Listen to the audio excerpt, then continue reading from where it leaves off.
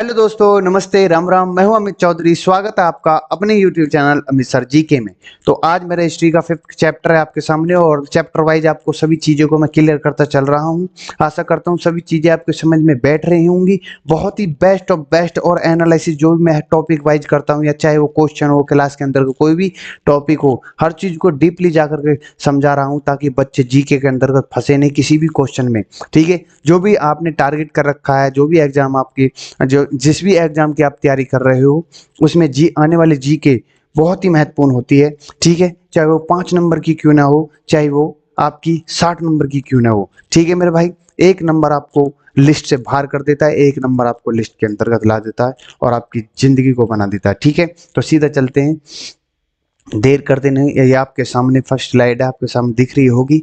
ठीक, first slide आपके सामने, 5th चैप्टर आपके सामने है, किताबें और कब्रें, बुक्स एंड ग्रेव्स। ठीक है, आज हम जानेंगे, क्या जानेंगे इस क्लास के अंतर्गत कौन कौन से टॉपिक आने वाले हैं जो मोस्ट इंपोर्टेंट हो जाते हैं आपके पेपरों को लेकर के। ठीक है, वेद में क्या लिखा हो, व्हाट इज वेद, वेद क्या चीज है, ये वेद जो आज वेदों के बारे में पढ़ेंगे हम। वैदिक युग के लोग, उस समय के लोगों के बारे में जानेंगे। ठीक है, इनाम गांव के महापाषाण, उस समय के जो इनाम गांव है, या इनाम गांव जो है बहुत ही स्थल है, मोस्ट इंपोर्टेंट है। ये टॉपिक मैंने अलग से डाला हुआ है ताकि बच्चे इसको कर सके। ठीक है, इनाम गांव के बारे में जो कि महापाषाण के युग के समय का है। ठीक है, इसमें बहुत सी अवशेष मिले हैं, पुरातत्व तत्व जो एलिमेंट जो सोर्स होते हैं, स्रोत मिले हैं इसके।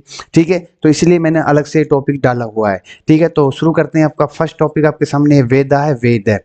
सबसे पहले वेद की रचना आज से लगभग 3500 वर्ष पूर्व हुई थी। मतलब कि 3500 वर्ष यहाँ से ये दिमाग में फीड कर लेना कि वेदों की शुरुआत लगभग रचना कब की गई थी। ठीक है, 3500 वर्ष पहले हुई थी। आपको शायद पता होगा कि 4 वेदों के नाम ऋग्वेद है, सामवेद है, यजुर्वेद और अर्थवेद है। इनमें से सबसे पहले वेद जो है वे हैं आपके ऋग्वेद, मोस्ट इंपोर्टेंट है। ठीक है, ऋग्वेद को लेकर के पूछ लेगा एग्जामिनर कि सबसे पुराना वेद कौन सा है। ठीक है, ऋग्वेद में 1000 से अधिक प्रार्थनाएं हैं जिन्हें सुक्त कहा जाता है। अब प्रार्थना को पूछ लेगा वो कि जो ऋग्वेद के अंतर्गत जो प्रार्थना है उनको अन्य नाम क्या है, वो क्या कहलाते हैं। ठीक है, या उसका मतलब पूछ लेगा आपको, अच्छी तरह से बोला गया। ठीक है, ये सारी चीजें मोस्ट इंपोर्टेंट है, मैंने बस क्लियरफाई किया हुआ है कि यहाँ से क्वेश्चन उठाएगा एग्जामिनर। ठीक है, ऋग्वेद में 3 मुख्य देवताओं के वर्णन है। आग के देवता अग्नि है, और वर्षा के देवता इंद्र जी हैं, और सौम एक पौधा है। इस पौधे में से एक विशेष प्रकार का पेय पदार्थ निकलता है या बनाया जाता था। ऋग्वेद में प्राक संस्कृत या वैदिक संस्कृत का प्रयोग हुआ है। ये इंपॉर्टेंट है कि किसका प्रयोग हुआ है, प्राक संस्कृत और वैदिक संस्कृत। प्राक मतलब प्राकृत, और एक है वैदिक संस्कृत। इन दोनों लैंग्वेज का प्रयोग हुआ किसमें, वेदों में। ठीक है मेरे भाई, ऋग्वेद के अंतर्गत। भाषाओं के कुछ मुख्य परिवार जान लेते हैं, some main families of languages. ठीक है, इंडो यूरोपियन परिवार क्या है, ये भाषाओं के बारे में जान लेते हैं हम कि कौन कौन सी भाषा कहाँ से डेवलप हुई है, ये सारी चीजें। इंडो यूरोपियन परिवार, ठीक है, इस परिवार की भाषाएं German, French, English, Spanish, Greek, Sanskrit, Hindi, Bangla, Asamiya, Gujarat, Sindhi, Punjabi, Hindi आदि। ये सभी चीजें जो आपसे एग्जामिनर पूछेगा कि इंडो यूरोपियन परिवार में कौन सी लैंग्वेज आती है। ठीक है, ये मोस्ट इंपोर्टेंट है, क्वेश्चन यहाँ से उठा है, इंडो यूरोपियन से ज्यादा पूछा गया है। ठीक है, बाकी सबसे इंपॉर्टेंट नहीं होती, लेकिन द्रविडियन है, ये भी इंपॉर्टेंट है।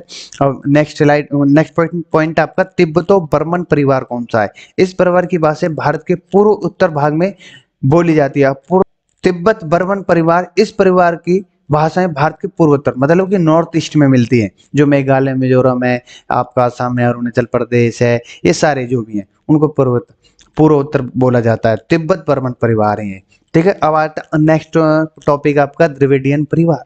जो पॉइंट है, द्रविडियन परिवार कौन सा है। इस परिवार की भाषाएं तमिल है, तेलुगु है, कन्नड़ है और मलयालम है। तमिल तमिलनाडु में, तेलुगु कहाँ पर बोली जाती है आपकी, कन्नड़ कर्नाटक में, तेलुगु आंध्र प्रदेश तेलंगाना में, मलयालम केरल में। ठीक है, ये सभी इंपॉर्टेंट हो जाती हैं। ठीक है, आप देख लेना, एक बार पढ़ लेना। ऑस्ट्रो एस्टोइक परिवार, इस परिवार की भाषाएं झारखंड में हैं, मध्य भारत के कुछ हिस्सों में बोली जाती हैं। ठीक है, इंपॉर्टेंट है सभी। अब जो नेक्स्ट पॉइंट आपके सामने है, इतिहासकार और ऋग्वेद के बारे में जानिए, हिस्टोरियन एंड ऋग्वेदा। उस जमाने में लोग जहां रहते थे वहां नदी मौजूद थी। ठीक है, में नदियों के मोस्टली नदियों के पास ही इंसान का जीवन यापन होता था पहले। घोड़े और गायें लोगों के लिए महत्वपूर्ण जानवर थे। यातायात के लिए रथों का प्रयोग होता था। ऋग्वेद में सिंधु और इसकी सहायक नदियों का जिक्र है। ये मोस्ट इंपोर्टेंट है कि ऋग्वेद में किस नदी का प्रयोग सबसे ज्यादा लिया गया है, सिंधु और सहायक नदियों का। और सरस्वती नदी के बारे में भी ऋग्वेद में लिखा गया है। अब सरस्वती नदी मोस्ट इंपोर्टेंट हो जाती है, जो कि आज के समय में ये लुप्त हो चुकी है, ठीक है। लेकिन गंगा और यमुना नाम की जो नदी है, इन नाम ऋग्वेद में केवल एक ही बार आया है, लेकिन आया है, ठीक है मेरे भाई। तो नेक्स्ट चलते हैं। मवेशी, घोड़े और रथ, कैटल, हॉर्स एंड, ये आपका जो चैरियोटिस्ट बोलते हैं, जो रथ होता है, जो हो ना घोड़ा गाड़ी, वो। ऋग्वेद में मवेशी, घोड़े और बच्चे, खासकर पुत्रों के लिए कई प्रार्थनाएं हैं। इससे पता चलता है कि कुछ उस जमाने के लोगों के लिए मवेशी और घोड़े कितने महत्वपूर्ण थे। इससे यह भी पता चलता है कि लोग बेटियों की तुलना में बेटों को अधिक महत्व देते थे। मवेशी का इस्तेमाल कृषि कार्य और यातायात के लिए होता था, ठीक है। घोड़ों का इस्तेमाल रथ खींचने के लिए होता था। लोग लंबे सफर के लिए घुड़सवारी भी करते थे। घोड़ों और रथों का इस्तेमाल युद्ध में भी होता था। युद्ध अक्सर जमीन, मवेशी और पानी के लिए होते थे, ठीक है। युद्धों में जीते गए धन को समाज के हर वर्ग में बराबर बांटा जाता था। उसमें से कुछ धन का इस्तेमाल यज्ञ करने के लिए उपयोग में लाया जाता था। ये सारी चीजें सिंपल सी लैंग्वेज है, आपको हर एक लैंग्वेज, हर एक लाइन आपके समझ में आ रही होगी, ठीक है। क्यों युद्ध होते थे, किस लिए, ये सारी चीजें इंपॉर्टेंट थी। लोगों की विशेषताएं बताने वाले शब्द, करेक्टर स्टेटाइजिंग वर्ड्स, ठीक है। अब ऋग्वेद में काम के आधार पर 3 तरह के लोगों का वर्णन है, जो नीचे दिया गया है, ठीक है। सबसे फर्स्ट है पुरोहित, इंग्लिश में पुरोहित ही बोलेंगे इसको, पुरोहित था, ठीक है। जो लोग अनुष्ठान कराते हैं उन्हें पुरोहित या ब्राह्मण कहा जाता है। जो अनुष्ठान का मतलब यज्ञ, क्या, यज्ञ। ब्राह्मणों की समाज में महत्वपूर्ण स्थान तो उस समय भी आज भी है, ठीक है। राजा, शासक को राजा कहते थे। उस जमाने के राजा बाद में जमाने के राजाओं की तरह नहीं होते थे। उनकी न तो कोई राजधानी होती थी और न ही कोई महल होता था। वे किसी प्रकार के टैक्स नहीं वसूलते थे। क्या, टैक्स, जो कर होता है। यह जरूरी नहीं था कि किसी राजा की मृत्यु के बाद उसका बेटा ही राजा बने, यह इंपॉर्टेंट हो जाता है, ठीक है, ये चीज समझने के लिए। अब जन लोगों के बारे में, आम लोग को जन या विश कहते थे, ठीक है। अब यहां से पूछ लेगा कि पहले वेदों के समय में के लोगों को क्या बोला जाता था, जन और विश। आज भी हिंदी भाषा में लोगों के लिए जन का प्रयोग होता है, ठीक है। विश शब्द से ही वैश्य बना है, जो वैश्य जो है, ठीक है, जो वैश्य शब्द है वो किससे बना, विश से। ऋग्वेद में कई जनों या विश का उल्लेख है, जैसे कि पुरु जन, भरत जन और यदु जन, ठीक है। ये चीजें थोड़े से अलग हटके समझ में नहीं आ रही होगी, पढ़ लेना एक दो बार, समझ में आ जाएगी आपकी, ठीक है। आर्य, आर्य क्या था, जिन लोगों ने प्रार्थनाओं की रचना की थी। प्रार्थनाएं क्या, जो सूक्त है, वे अपने आप को आर्य कहते थे, ठीक है। जो अभी मैंने पढ़ा है सूक्त क्या है, जो भूल गया है सूक्त कहाँ पढ़ा है मैंने, अभी पीछे स्लाइड में देख लेना। वो वे अपने विरोधियों को दास या दस्यु कहते थे। क्या कहा जाता था, दस्यु या दास। अब आर्य लोग खानाबदोश थे, जो मध्य एशिया में रहते थे, ठीक है। वे 1500 ईस्वी पूर्व भारत आए और शुरू में वे पंजाब के आसपास बस गए थे। उस समय भारत में रहने वाले मूल निवासियों को द्रविड़ कहा जाता था। यहाँ मोस्ट इंपोर्टेंट वाली बात है कि कहाँ पर ये लोग रहे थे, कहाँ पर ये पनपे थे पहले, ठीक है। पहले शुरुआत इनकी मध्य एशिया में, फिर यहाँ पर पंजाब में आकर रहे, ठीक है। उसके बाद इनको द्रविड़ कहा जाने लगा, ठीक, इन निवासियों को, ठीक है। ये सारी चीजें आपको एक मैप लेना होगा, मैप के अंतर्गत जान लेनी होगी कि ये कौन कौन सी चीज कहाँ पर स्थित है, किस चीज को क्या बोला जाता है, ठीक है। एक मैप के अंतर्गत आप अच्छी तरीके से जान सकते हो। अब जानते हैं महापाषाण या खामोश प्रहरी, ठीक है। ये सारी चीजें, महापाषाण पत्थर से बनी रचना होती है। इनका इस्तेमाल किसी कब्र ग्रह पर निशान लगाने के लिए किया जाता था। महापाषाण बनाने की परंपरा लगभग 3000 वर्ष पहले शुरू हुई थी, 3000 वर्ष पहले, ठीक है। यह परंपरा दक्षिण भारत, पूर्वोत्तर और कश्मीर में प्रचलित थी उस समय, ठीक है। मतलब सारा सा भारत हो गया, दक्षिण मतलब नीचे का, पूर्वोत्तर मतलब नॉर्थ ईस्ट और कश्मीर आपका ऊपर है, ठीक है। ये सारी चीजें अब आप पढ़ाते हैं इनाम गाम, जो मैंने बोला है कि इसको डाला हुआ है, ये मोस्ट इंपोर्टेंट हो जाता है। इनाम गाम जो है अलग से डाला हुआ है, मतलब दे नहीं रखा था कहीं भी, तो इनाम गाम को मैंने निकाला और वहां से थोड़ा जितना भी मेरे को सोर्स मिले इसके सारे मैंने डाले हुए हैं इसमें, ठीक है, ताकि आपको पढ़ने में कोई दिक्कत ना हो, समझने में कोई दिक्कत न हो। इनाम गांव महाराष्ट्र में स्थित है, आपके महाराष्ट्र। इनाम गांव में लोग लगभग 3600 से 2700 वर्ष पहले रहते थे। कब? 3600 से 2700 वर्ष पहले। इस कब्रगाह में वयस्कों को ही दफन किया जाता था। मृत शरीर को सीधा लिटा दिया जाता था, उसका सिर उत्तर की ओर रखा जाता था। ठीक है, ये सारी चीजें इंपॉर्टेंट है। कुछ कुछ जो हाई लेवल के एग्जाम की तैयारी कर रहे हैं, जैसे कि यूपीएससी हुआ या पीसीएस हुआ, उन चीजों के उनके लिए मोस्ट इंपोर्टेंट हो जाती बातें। ठीक है, वहां से पूछ लेगा, यहाँ से पूछ लेगा क्वेश्चन उनको। कुछ लोगों को घरों में ही दफनाया जाता था। ठीक है, मृत के साथ बर्तनों को भी दफनाया जाता था, यहाँ से पूछ लेगा क्वेश्चन हमको। इन बर्तनों में शायद खाने पीने की चीजें रखी जाती थी उसके लिए। ठीक है, ऐसे ही पुरातत्व आपको पहले भी पढ़ा है, मैंने क्लियर कर चुका हूँ, अब थोड़ा डीपली जाने में कोई फायदा नहीं है। ऐसे ही पुरातत्व से ही एक 4 पाए वाला जार मिला है, और उस जार के भीतर एक कंकाल था। इस जार को एक 5 कमरे वाले मकान के आंगन में रखा गया था। यह उस पुरातत्व के कुछ सबसे बड़े मकानों में से एक था। उस घर में एक भंडार घर भी मिला है। मृतक के पैर मोड़कर लिटा गया था। इतिहासकारों का अनुमान है कि यह अवश्य ही कोई महत्वपूर्ण और धनी व्यक्ति रहा होगा, मतलब जिसके पास ज्यादा पैसा होगा, और उस मतलब बड़ा घर था, 4-5 कमरे थे, अलग रहने का, खाना किचन वगैरह सब बने पड़े थे। मतलब पहले कुछ और बोलते थे, अब फिलहाल तो ये प्रेजेंट में ही बोलते हैं। ठीक है, तो उसको उसी के घर में दफनाया गया था, और इतिहासकारों का अनुमान यह है कि अवश्य ही कोई महत्वपूर्ण और धनी व्यक्ति रहा होगा। हो सकता है कि वह एक समृद्ध किसान हो या गांव का मुखिया हो। ठीक है, इसलिए उसको दफना। ये नीचे आपका ये एक कंकाल ही है, नीचे जो दिख रहा है। ठीक है, इनाम गांव के लोगों का व्यवसाय कौन कौन से? ऑक्यूपेशन ऑफ पीपल ऑफ इनाम गांव। इनाम गांव के पुरातत्व से गेहूं, जौ, दलहन, बाजरा, तिल के अवशेष मिले हैं। ठीक है, इनाम गांव महाराष्ट्र। यहाँ से कई जानवरों के अवशेष भी मिले हैं।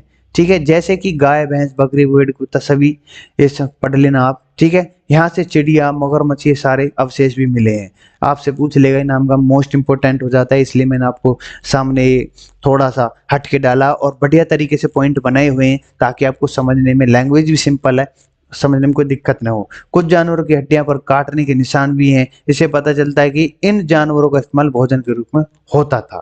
इतिहासकारों को कई फलों के अवशेष भी मिले हैं, जैसे कि बेर है, आंवला है, जामुन है, खजूर है, कई तरह के भी रसभरी मिली हुई है। इनाम गांव के लोग का मुख्य पेशा था कृषि। बस जानवरों के मांस और दूध के लिए उनको पाला जाता था। मांस के लिए जंगली जानवरों का शिकार भी किया जाता था। मतलब सब चीजें होती थी उस समय। ठीक है, तो आपको ये चीजें समझ में आ गई होगी, क्लियर हो गया होगा ये टॉपिक भी। ठीक है, अब मेरे टॉपिक समाप्त होते हैं, मतलब कुल मिला के क्लास ही समाप्त हो जाती है यहाँ पर। अब क्वेश्चन करते हैं, ताकि आपको कोई दिक्कत ना हो। अब वेदों की संख्या कितनी है? जिस बच्चे ने क्लास ली वो तुरंत से आंसर दे देगा। ठीक है, वेदों की संख्या 4 है। ठीक है, हाँ, वेदों की संख्या कितनी है आपकी? 4। 4 वेदों के नाम आपको पता है। ऋग्वेद है, सामवेद है, अर्थवेद है, यजुर्वेद है। ठीक है, सबसे पुराना आपका ऋग्वेद है। ठीक, आ गया होगा समझ में। सबसे पहले किस वेद की रचना हुई थी? बस कौन सा? ऋग्वेद है, सामवेद है, अर्थवेद है, यजुर्वेद है। तो आपको एक पहला first answer is the right answer, जो कि ऋग्वेद आपके सामने है। ठीक है, इसको मैं रफ कर दूंगा, कोई दिक्कत नहीं। ऑन पीडीएफ में क्लियर मिलेगा सब चीज, पर लेकिन आंसर नहीं मिलेंगे। ठीक है, अगर आंसर दे दूंगा तो आपकी आदत बिगड़ जाएगी। इसका आंसर तो ये है, सीधा पहले आंसर पे आपकी आंखें जाएंगी। ठीक है, इसलिए मैं आंसर को डालता नहीं हूँ। क्लास लो, आंसर दे सुनो, और एनालिसिस सुनो अच्छे से, आपके दिमाग में फीड हो जाएगा। फिर आप कभी भी किसी भी क्वेश्चन का आंसर नहीं भूलोगे। ऋग्वेद की रचना कब हुई थी? 3500 साल पहले, 3600, 3900, 4000। तो आपको मैं बता चुका हूँ, 3500 साल पहले ऋग्वेदों की रचना हुई थी। अब ऋग्वेद में दी गई प्रार्थना को क्या कहते हैं?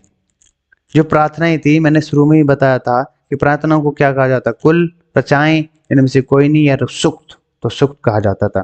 संस्कृत किस भाषा परिवार का हिस्सा है? तमिल है, तेलुगु है, कन्नड़ है, मलयालम है, भारोपी परिवार भाषा का, ऑस्ट्रिक भाषा।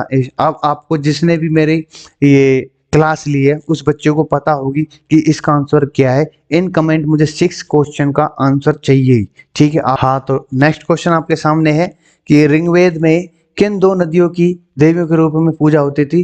कौन सी नदियां थी? आपको इन कमेंट मुझे बताना इस चीज के बारे में कि कौन कौन सी नदी है। जिस बच्चे ने ये क्लियर किया है कि 6 और 7 दोनों क्वेश्चनों का आंसर मुझे देगा, ठीक है, नहीं तो मैं नेक्स्ट क्लास में आपको बता दूंगा। वैदिक काल में पूरी जनता के लिए किन दो शब्दों का प्रयोग हुआ है? जन और विष, जन विष या इनमें से कोई नहीं।